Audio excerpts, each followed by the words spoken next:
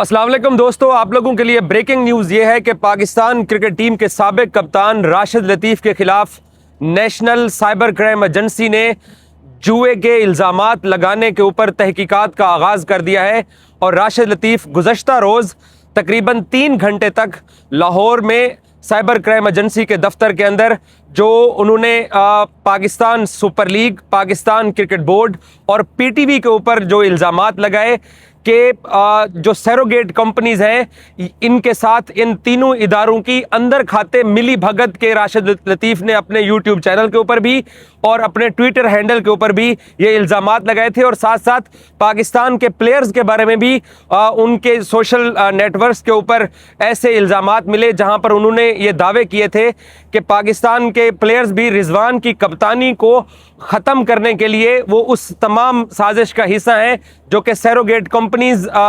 को रिजवान डिसलाइक करते हैं। इसी बुनियाद के ऊपर रिजवान को कप्तानी से हटाने के हवाले से जो एक राशिद लतीफ़ ने कहा कि एक मुहिम चलाई जा रही है, उसके पीछे पीटीवी के ऊपर भी उन्होंने इल्ज़ाम लगाया कि पीटीवी जब भी मैचेस की कवरेज कर रहा होता है तो दरमियान में सैरोगेट कंपनीज के इश्तिहारात लगाए जाते हैं। इनडायरेक्टली राशिद लतीफ़ ने अपने इन इल्ज़ामात के अंदर जो उन्होंने सोशल मीडिया और जो यूट्यूब चैनल के ऊपर लगाए थे, जिसकी अब नेशनल साइबर क्राइम एजेंसी ने तहकीकात शुरू कर दी है, उन्होंने पाकिस्तान क्रिकेट बोर्ड के बारे में भी और साथ साथ जो पाकिस्तान सुपर लीग है अपने जितने भी राशिद लतीफ़ के बयानात या ट्वीट्स या स्टेटमेंट्स थी वो ये कहने की कोशिश उन्होंने की कि अंदर खाते ये तमाम लोग जो जुए से वाबस्ता कंपनीज हैं पाकिस्तान के लॉ के तहत उनको यहाँ ऑपरेट करना एक तरह से क्राइम है। तो राशिद लतीफ़ ने इन 3 इदारों और साथ कुछ प्लेयर्स के बारे में भी ये बातें की जिनके वो सबूत गुज़श्ता रोज़ लाहौर के अंदर नहीं पेश कर सके हैं। इसके अलावा national crime agency cyber crime agency ने इस्लामाबाद में भी राशिद लतीफ़ को तलब किया, तो दोनों स्टेशन के ऊपर इस्लामाबाद स्टेशन भी और लाहौर स्टेशन पे भी राशिद लतीफ़ उन इल्ज़ामात के जवाबात नहीं दे सके हैं। उसके बाद जब 3 घंटे तक उनसे जब बयानात उनके रिकॉर्ड किए गए तो राशिद लतीफ़ ने आखिर में ये कहा कि मुझे तहरीरी तौर के ऊपर जो है वो जवाब देने का मौका दिया जाए। तो नेशनल क्राइम एजेंसी ने राशिद लतीफ़ को वो तमाम जो उनके ऊपर जो इल्ज़ामात हैं उसका एक तहरीरी सवालनामा भी जमा करवा दिया है और राशिद लतीफ़ को एक मुकर्रर मुद्दत दी गई है। उस मुद्दत में उन्होंने नेशनल साइबर क्राइम एजेंसी को उन सवालनामे का उस तहरीरी तौर पर जवाब देना है। जवाब ना देने की सूरत में नेशनल साइबर क्राइम एक्ट के तहत राशिद लतीफ़ के ऊपर मुकदमा भी दर्ज हो सकता है और मुकदमा चलने की सूरत में राशिद लतीफ़ की गिरफ्तारी भी अमल में आ सकती है। ये मैं आपको अपडेट दे रहा हूँ लेटेस्ट, जो कि इस वक्त राशिद लतीफ़ के बारे में नेशनल साइबर क्राइम एजेंसी जो तहकीकात कर रही है। वो लाहौर ऑफिस में भी पेश हुए और वो इस्लामाबाद ऑफिस में भी पेश हुए हैं, जहां पर एक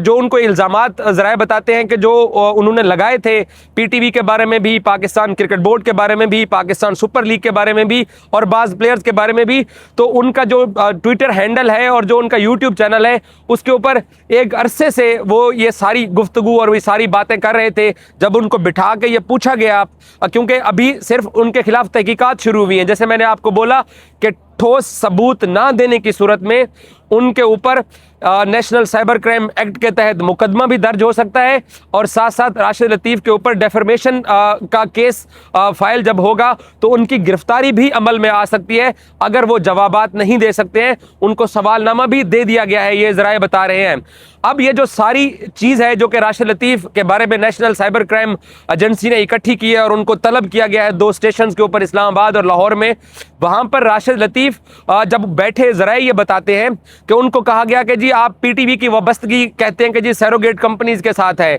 पाकिस्तान क्रिकेट बोर्ड भी अंदर खाते आपने इल्ज़ाम लगाया कि जी सैरोगेट कंपनीज जो हैं जो जुए को प्रमोट करती हैं कंपनियां,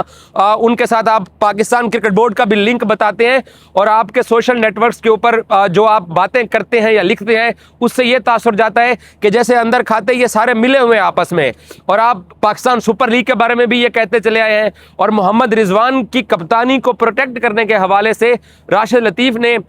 ऐसी भी कुछ ट्वीट्स की और प्रोग्रामों के अंदर गुफ्तगू की कि जैसे वो ये कहना चाह रहे हो कि रिजवान को कप्तानी से इसलिए हटाया गया या उसको हटाने की साजिशें की जा रही हैं क्योंकि कुछ पुरानी ट्वीट्स हैं जहां पर उनकी गुफ्तगू से नेशनल साइबर क्राइम एजेंसी ने यह तासुर लिया कि जैसे वो ये कह रहे हो कि एक पूरा माफिया है जो कि इन जुए की सैरोगेट कंपनीज को रिप्रेजेंट करता है और रिजवान क्योंकि उनका लोगो नहीं लगाना चाहता तो ये तमाम जो लोग हैं ये सारे मिलके रिजवान को मंजर आम से हटाना चाहते हैं या कप्तानी से हटाना चाहते हैं। और साथ एक और भी चीज़, आप अगर राशिद लतीफ़ को यूट्यूब पे फॉलो करते हैं या आप उनका ट्विटर हैंडल देखते हैं, जो नेशनल साइबर क्राइम एजेंसी ने उनके बारे में जो तहकीकात की हैं या जो उनके बारे में उन्होंने मवाद इकट्ठा किया है, वहाँ पर पीटीवी के ऊपर जो मैचेस लाइव जा रहे होते हैं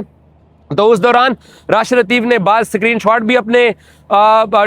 सोशल नेटवर्क्स के ऊपर दिखाए हुए हैं कि ये देखें कि ये जो इश्तिहारात हैं ये चलाए जा रहे हैं। कुछ इस तरह का भी उन्होंने एक तरह से मवाद जो है वो अपने सोशल नेटवर्क के ऊपर शेयर करके तो पीटीवी को भी उन्होंने इसके अंदर खाते मुलव्वस करने के हवाले से गुफ्तगू की हुई है और बातें की हुई हैं। साथ पाकिस्तान क्रिकेट बोर्ड के बारे में भी वो बरमला कितनी मरतबा ये बातें जो है वो उनके सामने रखी गई है कि आपने ये बातें की हुई हैं कि जैसे पाकिस्तान क्रिकेट बोर्ड भी ये जो जुए से वाबस्ता कंपनीज हैं उनके साथ अंदर खाते मिला हुआ है। और साथ साथ पाकिस्तान सुपर लीग के हवाले से भी इस तरह के उनके अपने ही जो राशिद लतीफ़ के ट्वीट्स हैं या सोशल मीडिया के ऊपर जो बयान है वो भी नेशनल साइबर क्राइम एजेंसी ने उनके सामने रखे कि ये वो तमाम चीज़ें हैं, आप इनके सबूत दीजिए। ज़रा ये बताते हैं कि लाहौर में उनके ऊपर जब तहकीकात का आगाज़ हुआ तो 3 घंटे तक वो नेशनल साइबर क्राइम एजेंसी के लाहौर ऑफिस के अंदर मौजूद रहे और ज़रा ये बताते हैं कि वहाँ पर वो कोई जवाब नहीं दे सके। और जब वो जवाब नहीं दे सके तो फिर उनको एक सवालनामा दिया गया जो कि राशिद ने ही मांगा कि मुझे तहरीरी तौर के ऊपर जवाब देने का मौका दिया जाए। तो फिर उनको एक सवालनामा दिया गया उनकी अपनी ही पुरानी ट्वीट्स और उनके अपने जो बयानात थे उसकी बुनियाद के ऊपर, जो कि उन्होंने जुए से वाबस्तगी जाहिर करने की कोशिश की पाकिस्तान के क्रिकेट फैंस के सामने और कौम के सामने के ये जो इदारे हैं जिसमें पीटीवी, पाकिस्तान सुपर लीग और पाकिस्तान क्रिकेट बोर्ड और कुछ प्लेयर्स, ये सब लोग जो हैं ये किसी न किसी हद तक ये मिले हुए हैं जुए की कंपनियों के साथ। तो राशिद उसके बयान उन स्टेटमेंट्स का ज़रा ये बताते हैं कि वहाँ मौके पर जवाब नहीं दे सके हैं। फिर उनको इस्लामाबाद के अंदर 3 दिन पहले तलब किया गया। कल जो उनकी पेशी थी वो लाहौर में थी, 3 दिन पहले वो इस्लामाबाद हेडक्वार्टर में भी नेशनल साइबर क्राइम एजेंसी के ऑफिस में वहाँ पर भी वो मौजूद रहे और उनके साथ वहाँ पर भी तहकीकात की गई और वहाँ पर भी राशिद लतीफ़ कुछ जो है वो सबूत नहीं दे सके, जिस बुनियाद पर उनको अब तहरीरी सवालनामा दिया गया है। उस सवालनामे के लिए एक मुकर्ररा मुद्दत दी गई है राशिद लतीफ़ को कि आपने अपनी ही स्टेटमेंट्स जो हैं उनको आपने प्रूव करना है। जो आप 3 पाकिस्तान के खेलों से वाबस्ता इदारों की जुए की कंपनीज के साथ वाबस्तगी आप जाहिर करना चाह रहे हो तो आप इसके सबूत दो। अब वो जो मुकर्ररा मुद्दत है, अगर राशिद लतीफ़ ज़रा बताते हैं कि वहाँ पर मुतमईन ना कर सके, ठोस सबूत ना दे सके, इस बुनियाद के ऊपर राशिद लतीफ़ के ऊपर साइबर क्राइम एक्ट के तहत मुकदमा भी दर्ज हो सकता है और इससे बढ़ के उनकी गिरफ्तारी भी अमल में आ सकती है। ये एक ऐसी खबर है जो कि पाकिस्तान के क्रिकेट के जो हल्के हैं उनके लिए एक बहुत बड़ी बात है कि जिस तरीके से पाकिस्तान के 3 इदारे पीटीवी, पीएसएल और पाकिस्तान क्रिकेट बोर्ड को अंदर खाते जुए की कंपनीज को प्रमोट करने का जो राशिद लतीफ़ की तरफ से इल्ज़ाम लगाया गया, मुबैना इल्ज़ाम जो कि उनके सामने ये सारे प्रूफ रखे गए जो कि उनके ट्विटर हैंडल और बाकी चीज़ों के ऊपर है। अब वो राशिद ने प्रूव करने हैं। अब वो अगर वो प्रूव करने में कामयाब होते हैं तो उनकी इसमें बचत हो सकती है। अगर वो नहीं ये साबित कर सकते हैं तो उनके ऊपर मुकदमा भी दर्ज हो सकता है और उनकी गिरफ्तारी भी अमल में आ सकती है। और ये चीज़ें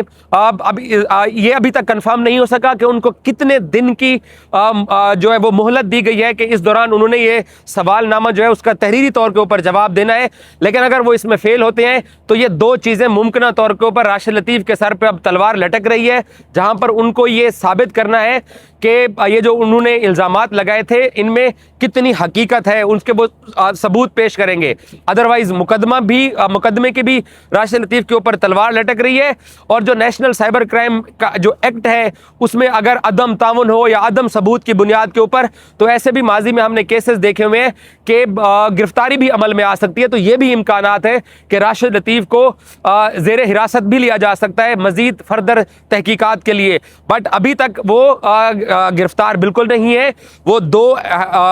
हेडक्वार्टर्स के अंदर पेश हुए जहां पर वो ज़राए ये बताते हैं कि कुछ भी ठोस सबूत नहीं दे सके हैं। अब राशिद लतीफ़ क्योंकि खुद सोशल मीडिया पे आते हैं, उनका अपना एक प्लेटफॉर्म है, वो यहाँ पर जो है वो अपनी स्टेटमेंट पब्लिक के सामने रख सकते हैं। जो चीज़ हमें मालूम हुई है कि ये चीज़ उनके खिलाफ अब शुरू हो चुकी है तहकीकात। उनको एक सवालनामा दिया गया है, जवाबात ना देने की सूरत में मुकदमा भी दर्ज हो सकता है, कानूनी कार्रवाई का आगाज हो सकता है और उनकी गिरफ्तारी भी अमल में आ सकती है।